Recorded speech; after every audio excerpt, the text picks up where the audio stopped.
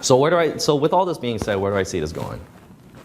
So again, you need to ask yourself why a lot more often. I feel a lot of marketers today are asking themselves how to execute something, what I should be doing. Should I get into blogging? Should I get into Facebook? But you have to ask yourself why. After you launch that Facebook ad and you gather all this data, what are you really truly trying to get out of it? What's the end goal? Oh, our end goal is to get data. Great. What are you gonna do with that data? We're gonna use it to spend better on ads. I'm like, okay, so how's that helping the customer in any way, shape, or form? Right? Who's the people who pay you money are the people you should be absolutely having a goal around. So what I like to call this is the granular customer personalization. So what I mean by that is when you're in the B2B space, when you're selling to a customer, it's slightly similar to B2C in the sense of when you're selling to a customer, you want to understand them as a whole, right? So in this long sales cycle, there's a reason why you need patience because you have more of a chance to understand your customer. So if I were selling to Patrick, right, I don't want to just tell him, like, you might have the most efficient business on the planet. You might not even need my product, but I know there's something deep down inside your business, right, that I could help you improve on using my technology or using my services any way, shape, or form. And if I pitch that to you, you'll likely want to have a discussion around that because I understand that there is that particular need in your business. And I understand that you have, let's say, 3 kids, a dog, and your dog just died. And I probably shouldn't talk to you in that 1 week. I'll talk to you the week after when you're kind of over mourning that dog, right? So it's just really trying to understand that particular customer, and account-based marketing aside, like you can do it at the account level. I truly think I should do it at the personalized level. And really trying to understand that customer, right? So you have all this data at your disposal of every single contact within an account that's actually interacting with your brand, interacting with all the different pieces of the campaigns, content, whatever it may be. To get to that particular level, you should be able to ingest that data and build a very, very granular, almost individualized piece of content, campaign, whatever it may be, specifically for that customer, so they actually understand, oh, this person actually really understands my problem, understands my need, and understands me, right? It's almost like you're building friendships, right? So hopefully I'm friends with every single one of you at the end of all this. But that's exactly because I want to understand you guys as a whole, not as a whole, individually, granular.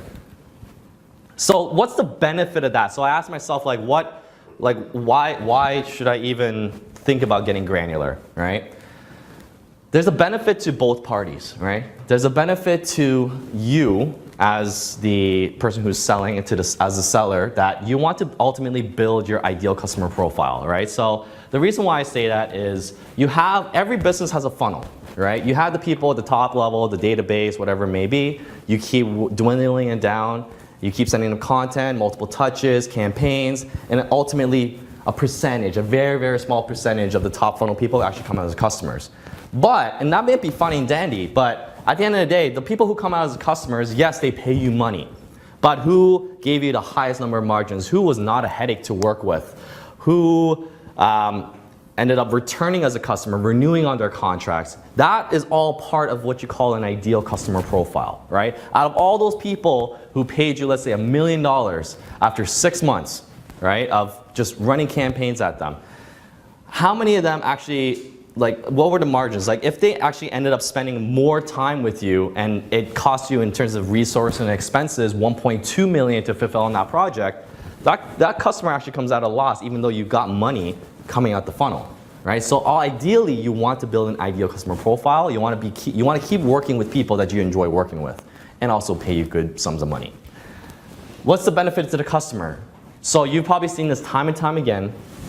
Anyone who truly understands the customer and is willing to appreciate them ultimately have raving reviews about you as a business, right? So I don't know why I'm picking on you. It's probably because I know you the longest.